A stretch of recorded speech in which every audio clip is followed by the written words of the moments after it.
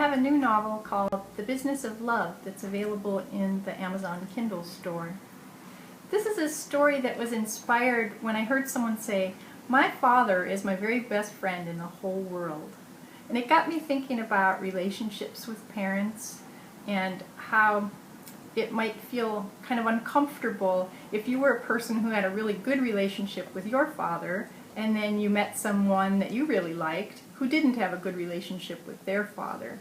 And so I started to think about that and came up with this story idea where a businessman named Tony, who's in town to negotiate a business deal with Sherry's father, discovers that he's very attracted to Sherry, but he feels very uncomfortable because Sherry and her father don't get along at all. Sherry's father has been really manipulative and controlling. Even though he had her best interests at heart, he kind of drove her away, which makes her automatically reject any man that he throws in her path.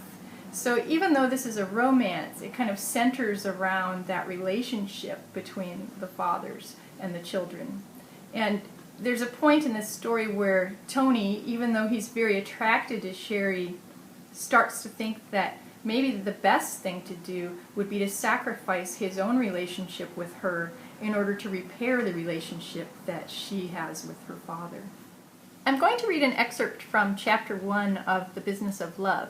And the setup for this scene is that Sherry is alone at her cousin Diane's apartment, and the phone starts to ring repeatedly, ringing and then stopping and ringing and stopping. And because Diane doesn't have any answering machine, Sherry starts to worry that something important is going on. So she finally answers the call, and there's a very angry man on the other end of the line saying, "I'm waiting at the airport, where are you? You were supposed to pick me up." And before she can explain that she's not Diane, he hangs up on her. So what she doesn't realize is that Diane was supposed to pick this fellow up as part of her official duties related to work at Sherry's father's company. She's a liaison for visiting dignitaries. But when Sherry gets to the airport and connects with this fellow, he tells her this story that Diane was going to pick him up and drive him to his grandma's house in the country and spend the weekend with him and grandma. And it just doesn't sound right to Sherry because it doesn't sound like the kind of thing that Diane would do, but it also kind of sounds like maybe Diane is dating this fellow sort of seriously, so she just can't quite figure out in her head what's going on, but this fellow's really charming and he convinces her to take Diane's place. So she agrees to drive him to the country, and that's where we pick up this scene. When Sherry came out of the bedroom with her suitcase, she found him at her desk, paging through her date book. Sherry walked to his side and firmly closed the cover of the book. Then she faced him squarely. "Give me your driver's license," she requested. Tony saw the determined angle of her chin and took out his wallet to comply with her request. Sherry opened a notebook to a clean page and wrote that she was driving into the country with a man named Farland Anthony McForth. She gave the address of his New York apartment and then the description: 6 feet 2 inches tall, 188 pounds, blonde hair, and green eyes. "Do you want my fingerprints as well?" he asked with a smile. "You've left enough of them in the apartment," she guessed. "Show me your license," Tony McForth insisted. Sherry dug it out of her purse. "Sharon Marie Little," he read out loud. 5 feet 6, 120 pounds, born in... That would make you 27 years old. He sounded surprised. "You barely look 21. "And you're 32, she said dryly, snatching her license away from him. "You'll probably always look 32 because no one will be able to tell when you go gray." She gave him back his identification. "Why do you go by the name Tony when Farland McForth has such a nice ring to it?" Sherry wondered. "Tony is what my friends and family members call me," he replied. "My father and I have the same name, and they needed some way to distinguish between us." "I see." She lifted her suitcase from the floor, and he immediately took it away from her. "Let me get that." He picked up his briefcase in the other hand and waited while she found a light jacket in the hall closet. "In case of rain," Sherry said. When he had loaded her luggage and they were back in the car, she asked, "Where are we going?" "Southwest," he stated. "Could you be a little more specific?" Sherry wondered. "Take the interstate south to County Road 43, he told her. "Thank you." She pulled away from the curb and made a quick U-turn. Sherry soon settled into a comfortable speed on the freeway, and Tony could tell that she was relaxed behind the wheel. He stretched out his legs and closed his eyes, but sleep still eluded him. He glanced at the driver. "Are you related to the little in charge of LTM manufacturing?" he inquired. The dim lights of the dashboard showed that the question elicited a slight tightening of her features.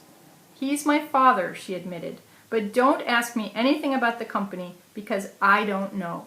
Her voice was resolved. Tony raised his eyebrows. "Manufacturing isn't in the blood, I take it," he said mildly. "Apparently not." Her gaze flicked over him. "Are you in cahoots with LTM or are you the competition?" she wondered. "Which do you prefer?" Tony asked lazily, but the expression in his eyes was wary. "I prefer neither," Sherry answered honestly. "I wouldn't want my differences with my father to affect his company in a detrimental way."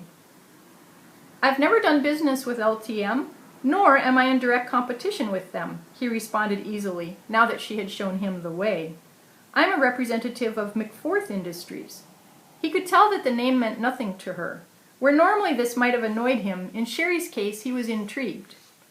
"I'm sorry, I don't follow the financial news," Sherry remarked. "I don't want to know who my father's driving out of business this week."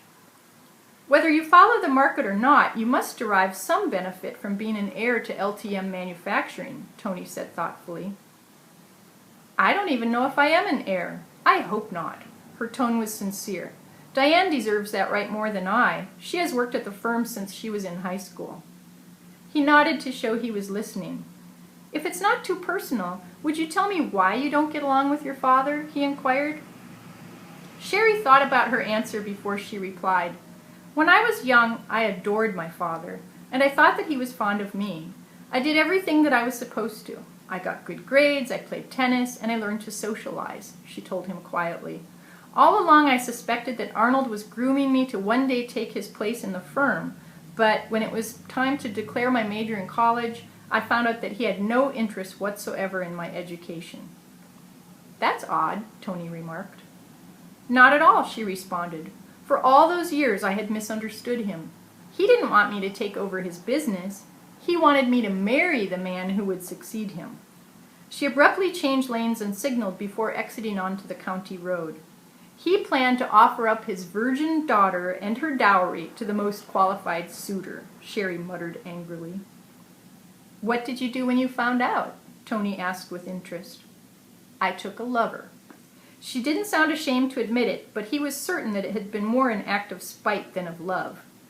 "He was a man I knew at college, and it was just the one night, but it sent a definite message to Arnold.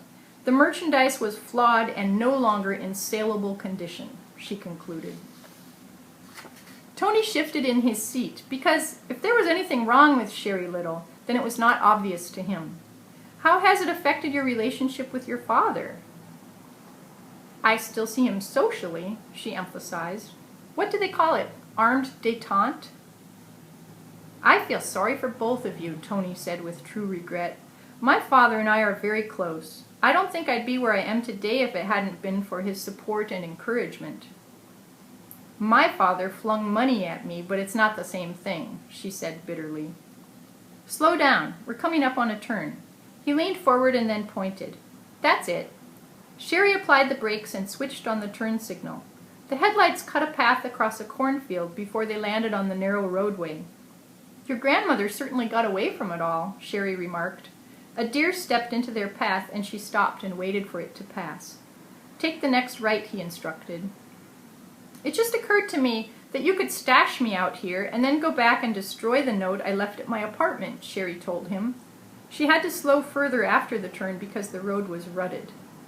"Pay attention to your driving," Tony advised. "They've let these back roads fall into disrepair." "You're telling me." Something scraped along the bottom of the vehicle. That didn't sound good. "I guess we should have gone around the long way," he mused. "Wait a second. That's it. Just ahead. Take another right." The road she turned onto was wider and in better condition. Tony sat back and pointed to the lights on their left. "There's the house. Park in front." It was a large fieldstone house surrounded by wooded and planted acreage. A dog barked from somewhere far off when Sherry stopped the motor and got out of the car. Then they unloaded their luggage and carried it to the door. The bell sounded loud in the night air and caused the crickets to stop singing for several seconds. "Tony!" The man who opened the door greeted him excitedly. "Hello, Rodney. Is Graham still up?" he asked. "Aye." Rodney's gaze fell on Sherry. "This is Sherry Little, our guest for the weekend," Tony presented her. "Sherry, Rodney is my grandmother's right and left-hand man. If there's anything you need, ask Rodney." "The restroom?" Sherry ventured. It was a long drive. "Come right in, miss. First door on the right." "Thank you." Sherry left her suitcase in the hall and closed herself in the bathroom.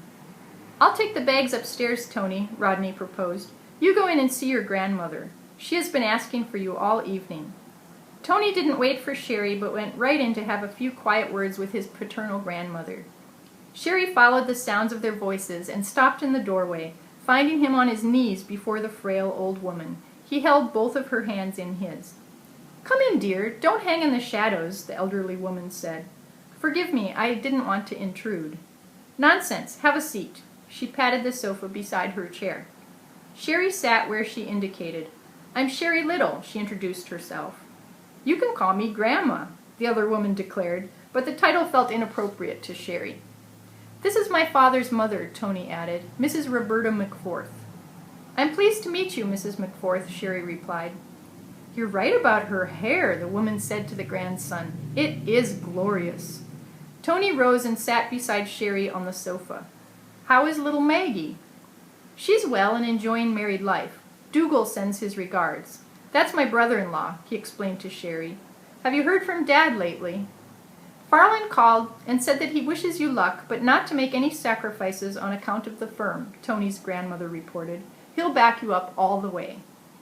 "I was counting on that," Tony said in a satisfied voice. "I'll talk to him tomorrow. I'm thoroughly done in." "You run up to bed, children, and we'll chat in the morning." She reached for Sherry's hand. "Thank you for coming, dear, and for bringing Tony to me." "You're welcome, Mrs. McForth. Good night." Sherry waited in the hall while Tony hugged and kissed his grandmother. "You explained that I'm not Diane, didn't you? I mean, that I'm not the woman you're dating?" she clarified when he joined her. "I wouldn't want her to get the wrong idea." "I think that she has the right idea," Tony assured her with a sideways glance. "Come along upstairs and we'll see which room Rodney has put you in." They found all of the luggage piled together in a room that had large masculine furniture made of dark wood and leather. "That's convenient," Tony marked cheerfully. He took her suitcase from the stack and added, "Let's check across the hall." The bed was made up in that room, so he put down the suitcase and bade her good night. "Come downstairs when you wake and Rodney will get your breakfast," he told her. "Thank you." Sherry waited for him to leave, and then she crossed to the door and turned the lock. There was no air conditioning, but the stone house was naturally cool. Sherry felt a little chilled as she padded to the connecting bathroom in her bare feet. She cleaned her teeth and washed her face and then changed into her nightgown. She was glad for the handmade quilt on her bed, but she guessed that Tony McForth would have no need of night clothes or extra blankets because he was such a large, warm-blooded man. Just before she drifted off to sleep, Sherry remembered what she had told him about her father and her rebellion against him, and she felt embarrassed. After all, if Tony was still intent upon dating her cousin Diane, then it might be awkward for him to know so much about Arnold Little. However, it couldn't be unsaid, so she decided that it wasn't worth worrying about. Thank you for listening to this excerpt from my novel.